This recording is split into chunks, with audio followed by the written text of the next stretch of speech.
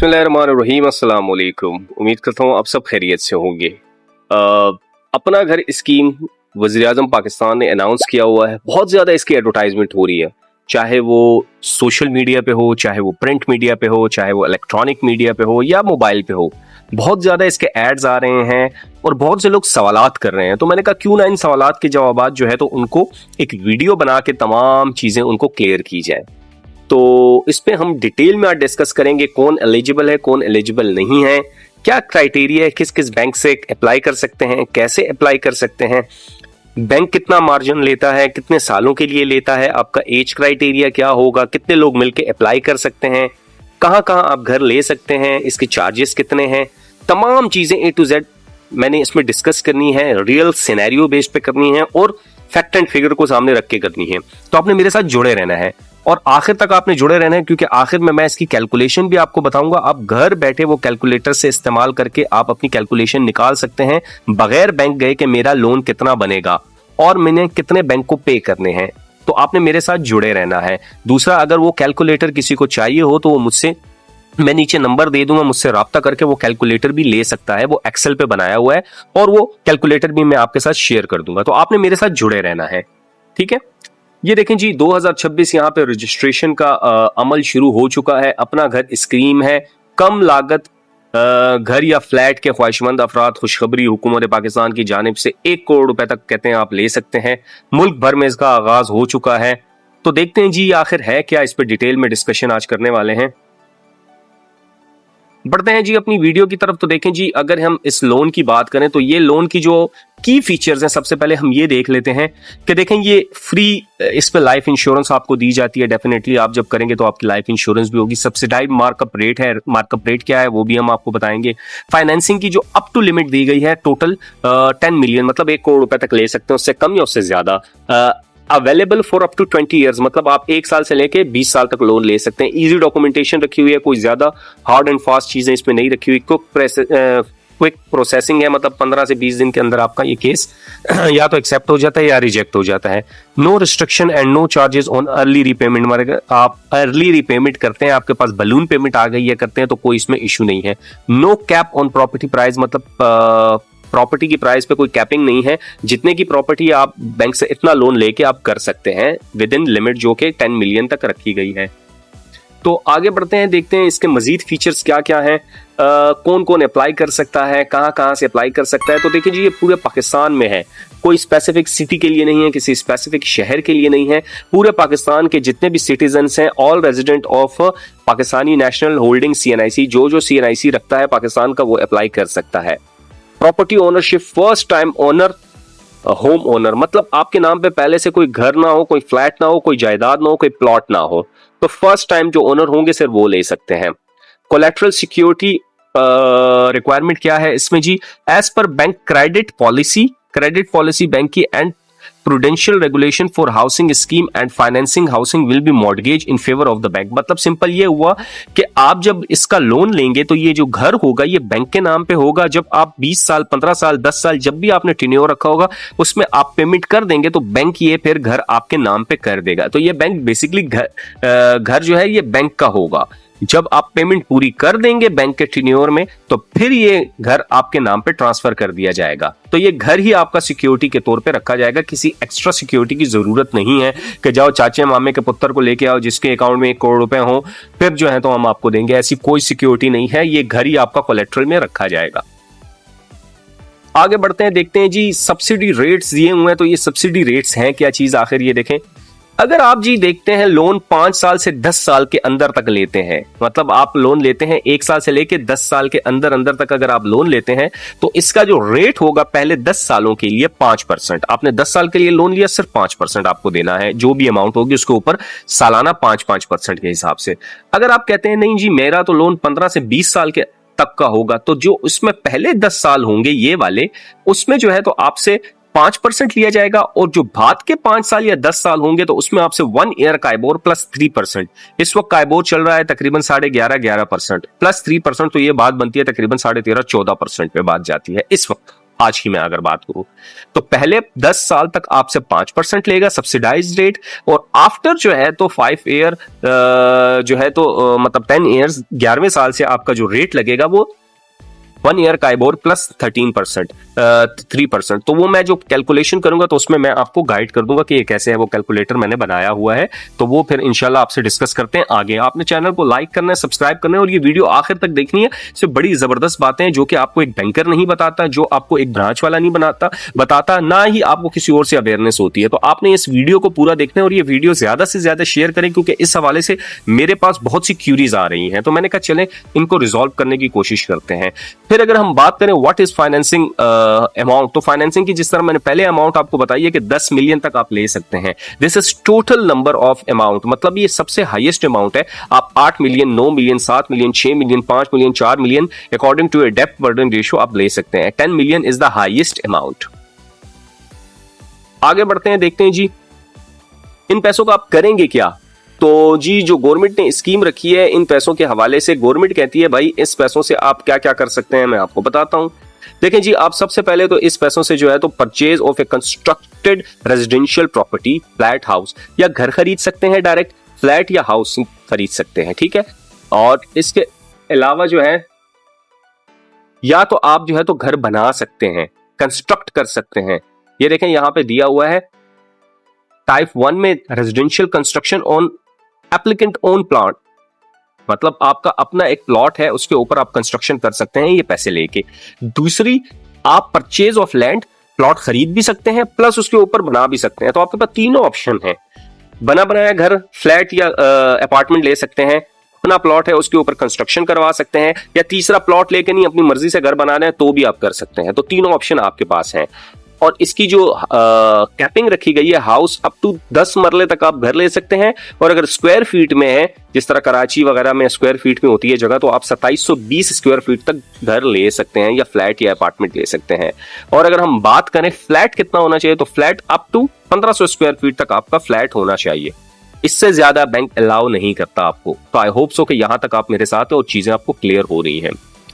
Processing charges की बड़ी बात होती है, भाई बैंक हमसे बहुत ज्यादा पैसे लेता है, ये करता है वो करता है, लेकिन वो बैंक जब अपना कोई हाउस लोन दे रहा हो तब करता है। चूंकि ये गवर्नमेंट का सब्सिडाइज रेट है तो इस पे भाई प्रोसेसिंग चार्जेस सैलरीड हो या बिजनेसमैन हो, नील, कोई चार्जेस नहीं है बेटा। आराम से टेंशन फ्री होके आपने करना है। लीगल रिपोर्ट चार्जेस डेफिनेटली, जमीन ओके है, जायदाद ओके या प्लॉट ओके, डॉक्यूमेंट्स ओके हैं, तो उसको लीगल चेक करता है। तो वो जितने भी चार्जेस होंगे, चाहे वो सैलरीड हो या बिजनेसमैन हो, दोनों एट एक्चुअल देंगे। 5000 आए, 10,000 आए, 1000 रुपए आए, बैंक आपको बता देगा ये लीगल के चार्जेस हैं, आपने पे करने हैं, तो वो आपने पे करने होंगे। Property valuation charges at actual, businessman हो या सैलरीड क्लास हो, आप किसी भी तबके से ताल्लुक रखते हो, तो आपने ये एट एक्चुअल देनी है। डेफिनेटली प्रॉपर्टी की वैल्यूएशन होगी। आप कह रहे हैं भाई ये प्लॉट जो है तो 1 करोड़ रुपए का है, बैंक कहता है नहीं भाई ये तो 80 लाख रुपए का है, तो ये इसकी वैल्यूएशन होने के बाद ही पता चलता है कितनी की है। तो बैंक उसके मुताबिक पैसे देता है, जो वैल्यूएशन होती है, इंजीनियर आता है विजिट करता है, तो उसके भी चार्जेस आपने देने हैं। इनकम एस्टिमेशन चार्जेस कोई भी नहीं है सैलरीड क्लास के लिए। इनकम एस्टिमेशन क्योंकि सैलरीड है, आपकी सैलरी है, आपकी इनकम है, और तो कोई इनकम होगी नहीं। लेकिन जो बिजनेसमैन होगा वो कह रहा है मेरी इतनी इनकम है, इतनी इनकम है, तो उसकी ऑथेंटिसिटी वेरीफाई करने के लिए कुछ इनकम एस्टिमेशन चार्जेस लगाए गए हैं, वो एट एक्चुअल होंगे 1000, 2000, 1500 रुपए आपके बिजनेस के अकॉर्डिंगली। तो आई होप सो कि यहां तक आप मेरे साथ हैं और आपको चीजें क्लियर हो रही हैं। चैनल को लाइक करना, सब्सक्राइब करना ना भूलिए, और ये वीडियो को ज्यादा से ज्यादा शेयर करें, क्योंकि इस हवाले से मेरे पास बहुत ज्यादा क्यूरीज आ रही थी। अब जी देखते हैं जी कुछ क्राइटेरिया बैंक ने दिया हुआ है अलाउिंग फाइनेंसिंग सिटीज। भाई तो ये all Pakistan where Meezan bank and its branches network, तो ये सिर्फ मीजान बैंक में नहीं है, तमाम ब्रांचेस में है, तमाम बैंक्स में आप कर सकते हैं, ठीक है। Age of the applicant and co-applicant, भाई देखें बैंक कह रहा है कि आपकी कम से कम 20 साल एज होनी चाहिए और मैक्सिमम 65 साल तक होनी चाहिए, ठीक है, इससे ज्यादा नहीं।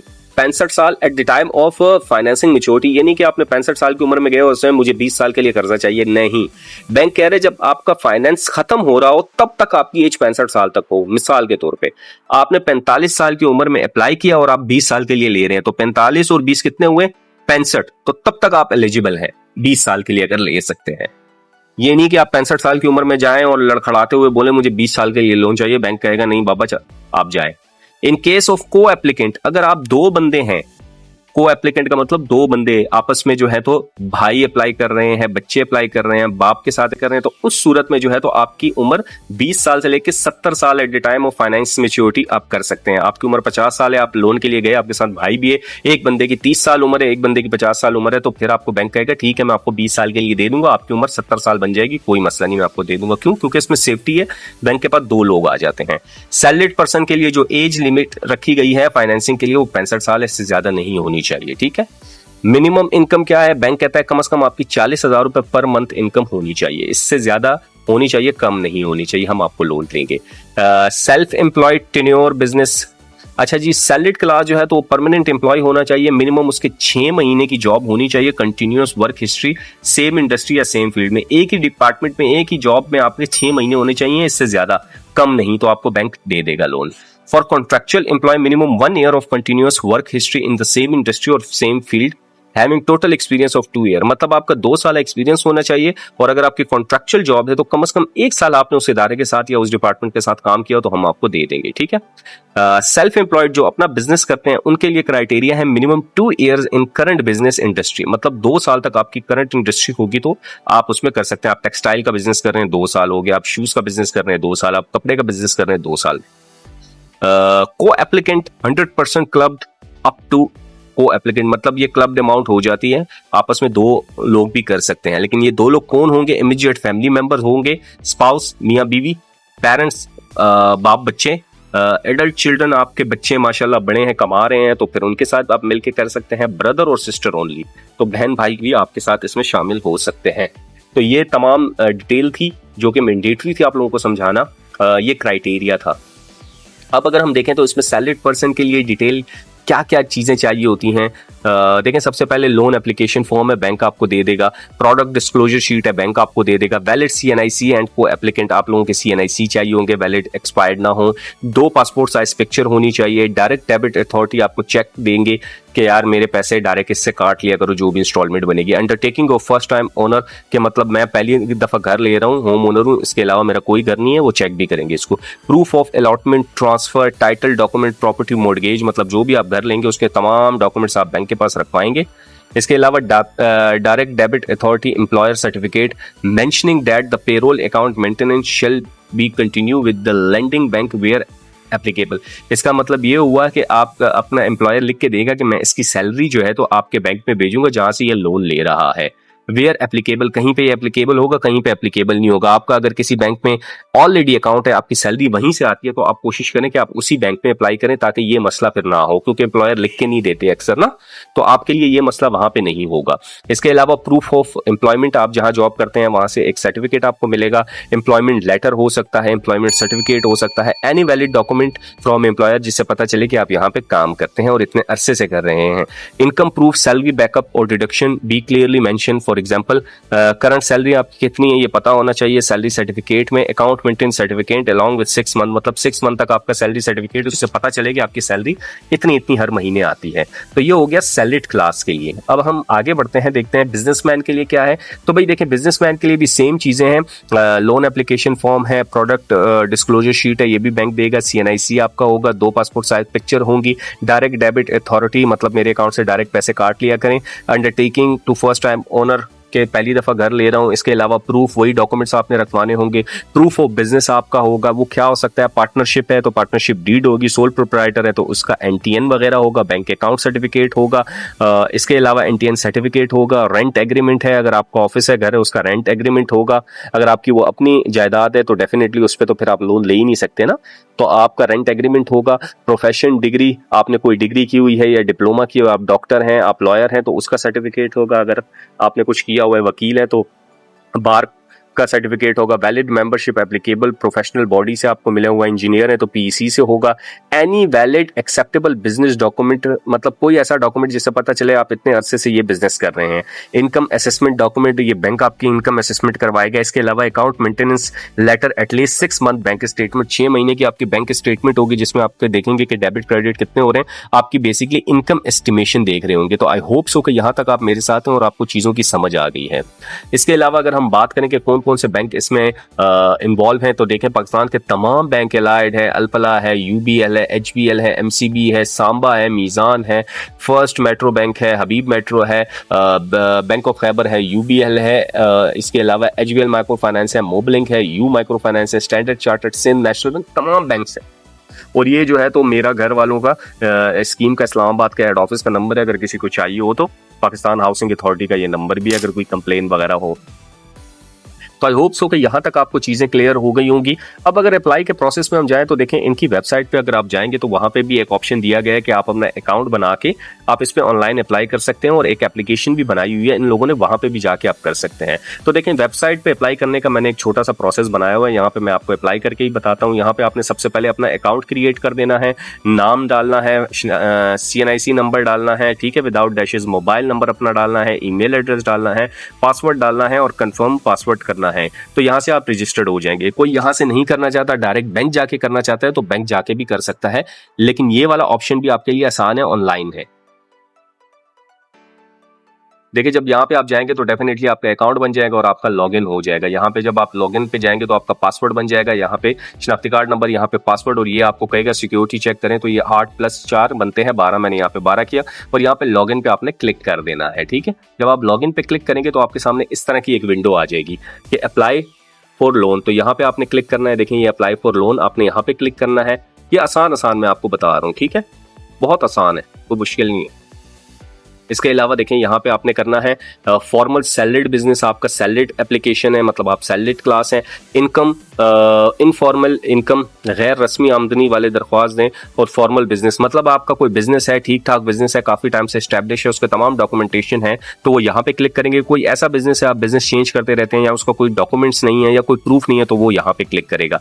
तो सैलरीड वाले यहाँ पे करेंगे, नॉर्मल बिजनेस वाले यहाँ पे करेंगे, और कोई ऐसा बिजनेस जिसका कोई प्रूफ वगैरह ना हो या जो है तो आमदनी कभी कम कभी ज्यादा होती हो, तो वो यहाँ पे क्लिक करेंगे। आई होप सो कि यहाँ तक आप क्लियर हैं।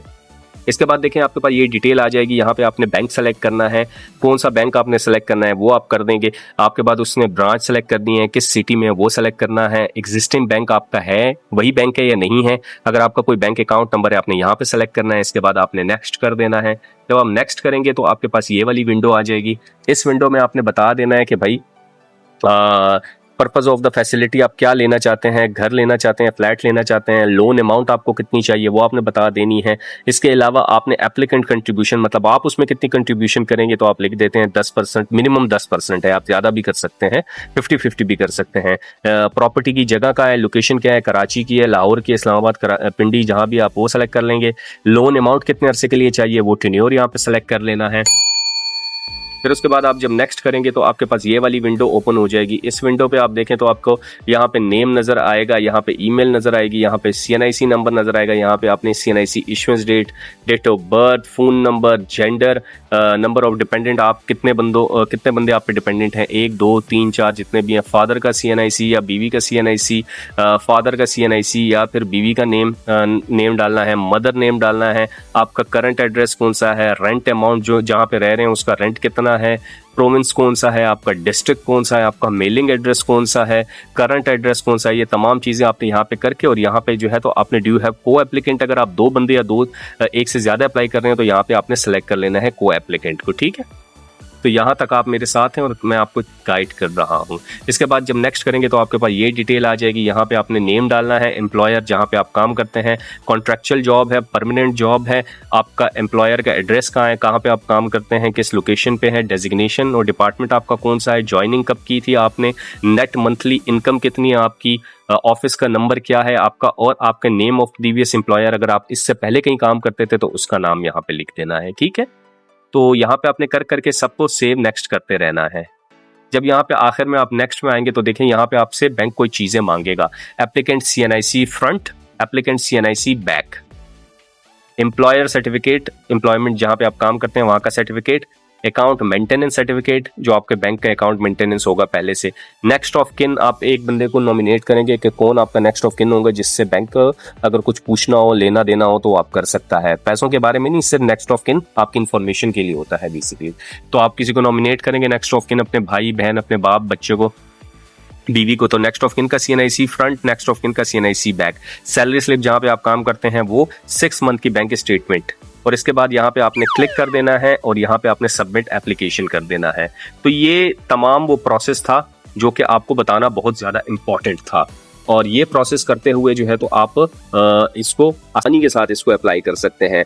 कोई मुश्किल काम नहीं है, तमाम चीज़ें मैंने आपको आपके लिए बनाई हैं। एक एक चीज़ मैंने यहाँ पे सेव की है आप लोगों को समझाने के लिए, बताने के लिए। अब बात हम करते हैं कि यार देखें, ये तो सारा प्रोसेस हो गया, हमने अप्लाई भी कर दिया, यहाँ पे बैंक वाले फिर आपसे रब्ता करेंगे, और अगर आप फिजिकली जाके किसी बैंक में या किसी ब्रांच में अप्लाई करते हैं तो वो भी आपसे डायरेक्टली रब्ता करेंगे कि यहाँ पे आप आ जाएं और हम आपको बताते हैं। अब इसकी लिमिट रखी हुई है 1 करोड़, तो लाजमी नहीं है कि आपको 1 करोड़ रुपए ही मिले। आपकी सैलरी के मुताबिक, आपके इनकम के मुताबिक बैंक एस्टिमेट लगाता है और आपको पैसे देता है। एक बंदा है, उसकी इनकम है मिसाल के तौर पर 1 लाख रुपए, और वो कहता है मेरे महीने का खर्चा जो है तो वो 60-70 हजार रुपए है और पीछे बचते हैं 30-35 हजार। तो इसका मतलब ये हुआ कि उसकी इनकम 30-35 हजार रुपए तक बचती है, सेव होते हैं। तो बैंक उसको इतना लोन देगा कि जिसकी किस्त हर महीने 30-35 हजार के अंदर अंदर हो। ये ना हो कि वो 80 हजार रुपए महीने की किस्त बना ले, नहीं, ऐसा नहीं हो सकता। तो बैंक इसको कहते हैं डीबीआर कैलकुलेशन। तो वो डीबीआर कैलकुलेट करेगा, उसके अकॉर्डिंगली आपको लोन देगा। अब मिसाल के तौर पे ये देखें, ये मैंने एक कैलकुलेटर बनाया हुआ है। मिसाल के तौर पे यहाँ पे मैं डालता हूँ 80 लाख रुपए, ये मैंने डाल दिया 80 लाख रुपए, और यहाँ पे मैंने डाल दिया भाई ये मैं लेता हूँ। पहले मैं आपको समझाने के लिए 10 साल इसको कर देता हूँ, ठीक है। और मेरी ये स्टार्टिंग डेट है ये, और यहाँ पे मैंने लिख दिया मैं सैलरीड क्लास हूँ, या फिर मैंने यहाँ पे कर दिया बिजनेस, जो भी है मेरा। डेट ऑफ बर्थ मैंने अपनी डाल दी। डेट ऑफ बर्थ इसलिए जरूरी है कि क्राइटेरिया देखते हैं एज लिमिट का, ये पहले से फिट है, इसको आपने नहीं छेड़ना। फर्स्ट 5 ईयर में आपका 5% है, सेकंड 5 ईयर में आपका 5% है, और 11 से लेके तकरीबन 20 साल तक आपका तकरीबन बनता है इस वक्त 15%, ठीक है। तो इसको आपने नहीं छेड़ना, ये हमने एज इट इज रखा हुआ है, तो तकरीबन यही बनता है अमाउंट। और ये जो है तो काइबोर प्लस 11 आगे के जो साल हैं उसके लिए हमने रखा हुआ है, ठीक है। तो ये बनी बनाई शीट है, बैंक्स में भी आपको इसी तरह बनती है। तो ये देखें जी, 80 लाख रुपए लोन अप्लाई किया 10 सालों के लिए। तो मेरी जो है तो महीने की जो है तो ये इंस्टॉलमेंट यहां से स्टार्ट होगी। और अगर हम बात करें तो इसमें जो देखें तो फर्स्ट बनती है क्या, आपने मंथली पेमेंट इसमें कितनी करनी होगी, 80 लाख रुपए के लिए 10 साल के लिए मंथली पेमेंट कितनी करनी होगी, 84,852 रुपए, जिसमें से प्रिंसिपल होंगे जो आपके अपने घर की वैल्यू होगी 51,500 रुपए, और 33,313 रुपए आपका इंटरेस्ट होगा। इन दोनों को छोड़ दें आप, समझ आई? दोबारा समझाता हूं। 80 लाख रुपए के लिए अप्लाई किया, 10 सालों के लिए अप्लाई किया, 80 लाख के लिए अप्लाई किया, 10 सालों के लिए अप्लाई किया, सैलरीड क्लास है, ठीक है। और 80 लाख रुपए बैंक ने आपको दिए, तो 84,000 रुपए आपकी इंस्टॉलमेंट बनती है, तकरीबन 84,500 रुपए, 84,852 रुपए, जिसमें से 51,000 रुपए अपने घर की वैल्यू दी और 33,000 रुपए बैंक का इंटरेस्ट दिया। अब हम देखते हैं कि आप इन 10 सालों में बैंक को कितने देंगे। ये देखें जी, 10 साल का मतलब होता है 120 महीने। अब यहाँ पे देखें जी, 120 महीने में बैंक कहता है कि भाई आपकी जो अमाउंट है ये यहाँ पे आके 0 हो जाएगी, एंडिंग बैलेंस, ठीक है। आपकी जो आखिरी महीने की किस्त होगी ना 10 साल बाद, वो कितनी होगी, 84,852 रुपए, और इसमें से 84,500 रुपए आपके घर की वैल्यू होगी और 352 रुपए बैंक का इंटरेस्ट होगा। देखें, घर की जो वैल्यू है, घर की जो मैं अगर आपको यहाँ से स्टार्ट से बताऊं, ये देखें जो घर का प्रिंसिपल है, प्रिंसिपल, ये देखें प्रिंसिपल बढ़ता जा रहा है।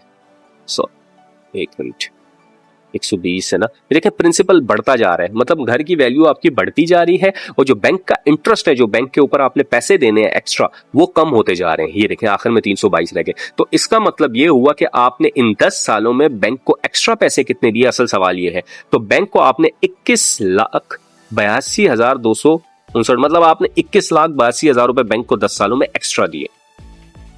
कितने पैसों पे, 80 लाख पे। अब अगर हम इस 80 लाख को 90 लाख करके देखते हैं मिसाल के तौर पे,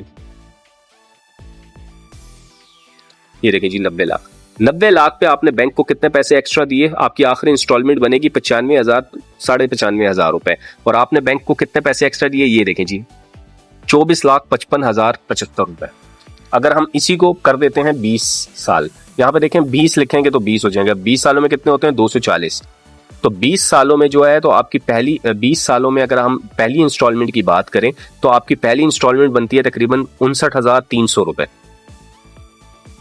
और अगर लास्ट इंस्टॉलमेंट की बात करें तो आपकी इंस्टॉलमेंट बनती है, ये देखें 90,485, मतलब 90,500 रुपए आखिरी इंस्टॉलमेंट होगी आपकी। और आपने इन 20 सालों में बैंक को एक्स्ट्रा पैसे कितने दिए, ये देखें जी 89,85,000, तो मतलब तकरीबन 90 लाख रुपए ऑलमोस्ट आपने बैंक को एक्स्ट्रा दिए। कितने सालों में? 20 सालों में। तो ये वो कैलकुलेटर है जिसपे हम कैलकुलेशन कर रहे होते हैं कि किस तरीके से बैंक जो है तो आपसे पैसे ले रहा होता है। और जब आप अप्लाई करने जाते हैं तो ये कैलकुलेटर वो बैंक बना के आपको एक शीट लगा के देता है, this is the rough estimate. इसमें से 19-20 का फर्क आ सकता है, लेकिन इंशाल्लाह 21-22 का फर्क नहीं आता, मतलब बैंक चलता है कैलकुलेशन पे।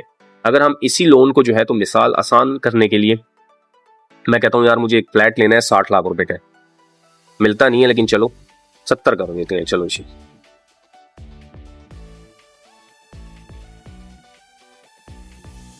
ये जी 70 लाख रुपए का फ्लैट है, मैं कहता हूँ जी मुझे 5 साल के लिए चाहिए। अब जरा 5 साल की कैलकुलेशन देखें तो भाई 70 लाख का 5 लाख का 5 साल के लिए फ्लैट होगा तो 1,32,000 रुपए महीना होगा। और अगर हम बात करें कि 5 साल तो 60 महीने हो गए ना, तो 60 महीने में मेरी आखिरी इंस्टॉलमेंट होगी 1,32,000 रुपए और बैंक मुझसे लेगा 9,25,000 रुपए एक्स्ट्रा। तो ये वो कम्युलेटिव इंटरेस्ट है। कम्युलेटिव इंटरेस्ट का मतलब ये होता है कि बैंक आपसे पूरे कितने पैसे ले रहा है इंटरेस्ट के, और ये हो गया एंडिंग बैलेंस के आपका इंटरेस्ट का एंडिंग बैलेंस क्या है, ये वो इंटरेस्ट है जो बैंक आपसे चार्ज कर रहा है। ये प्रिंसिपल है जो आपके अपने घर की प्रिंसिपल अमाउंट होती है। ये मंथली पेमेंट है जो आपने बैंक को करनी होगी, ठीक है। और ये आपका जो लोन का अमाउंट है एंडिंग बैलेंस, ये वो है ओपन बिगिनिंग बैलेंस है कि आपने इतना लोन लिया था और आहिस्ता आहिस्ता ये खत्म हो गया। तो ये वो कैलकुलेटर है। अगर किसी को ये कैलकुलेटर चाहिए तो मुझसे रब्ता करके ये कैलकुलेटर ले सकता है। तो आई होप सो कि ये तमाम चीजें कौन अप्लाई कर सकता है, कहाँ से अप्लाई कर सकता है, क्या क्राइटेरिया है, एज लिमिट क्या है, कितनी लिमिट मिल सकती है, कहाँ कहाँ घर मिल सकता है, क्या क्या डॉक्यूमेंटेशन है, कौन सा सेगमेंट ले सकता है, इसके अलावा लोन की प्रिंसिपल कितनी होगी, इंटरेस्ट कितना होगा, कितने साल के लिए होगा, एज लिमिट क्या होगी, सब कुछ मैंने आपको इसमें बताया। तो ये वीडियो ज्यादा से ज्यादा शेयर करें ताकि अगर किसी को इस बारे में कोई इबाम है या कोई कंफ्यूजन है तो वो उसकी बैंक जाने से पहले ही क्लियर हो जाए। और मैंने आपको बैंक जाने से पहले ही डॉक्यूमेंटेशन का प्रोसेस बता दिया कि आप यहाँ अप्लाई कर सकते हैं। यहाँ पे जब अप्लाई करेंगे तो बैंक आपको कॉल करके बुलाएगा कि आ जाए, आपका एप्लीकेशन हमारे पास आ गई है। अब आपसे वो कहेगा बताएं जी कहाँ पे घर लेना है, कहाँ पे घर लेना है, उसके डॉक्यूमेंटेशन है आपके पास या नहीं है। वो डॉक्यूमेंटेशन की आप कॉपी उनको देंगे, वो प्रोसेसिंग में डालेंगे। प्रोसेसिंग में जब डालेंगे तो आपसे जो है तो कुछ मैंने बताया था मिनिमम फीस वगैरह होती है, लीगल चार्जेस होते हैं, वो चेक करवाएंगे आया वो ठीक है या नहीं है। अगर आप सैलरीड क्लास हैं तो आप अपनी चीजें दे देंगे। अगर आप बिजनेसमैन है तो आपको कहेगा भैया हम आपकी इनकम एस्टिमेशन करते हैं, उसके 2-4 हज़ार रुपए चार्जेस है वो देंगे। अगर ये सब कुछ प्रोसेस ओके हो जाता है तो आपको कहेंगे चले जी अब आप लोन के लिए एलिजिबल है, हम आपको 70 लाख 80 लाख 60 लाख रुपए लोन देते हैं। इस तरह की वो शीट आपको बना के देगा, सर आपके इतने इतने पैसे हर महीने आप देंगे। अगर आप एग्री करते हैं तो एग्रीमेंट होगा और उसके बाद बिस्मिल्लाह होगी और आपको ड्राफ्ट जो है तो उस बंदे के नाम पे बन जाएगा पे ऑर्डर, जिसका घर होगा मतलब जिससे आप घर परचेज कर रहे होंगे उसके नाम पे बन जाएगा और बैंक जो है तो वो ड्राफ्ट उसको हवाले करेगा आपकी मौजूदगी में, वकील की मौजूदगी में। इस तरह जो है तो ये पूरा प्रोसेस होता है। तो आई होप सो कि यहाँ तक आपको समझ आ गई होगी चीज़ों की। अपना बहुत सारा ख्याल रखें और अगर इसमें कोई क्यूरी हो तो डेफिनेटली आप मुझसे पूछ सकते हैं। शुक्रिया।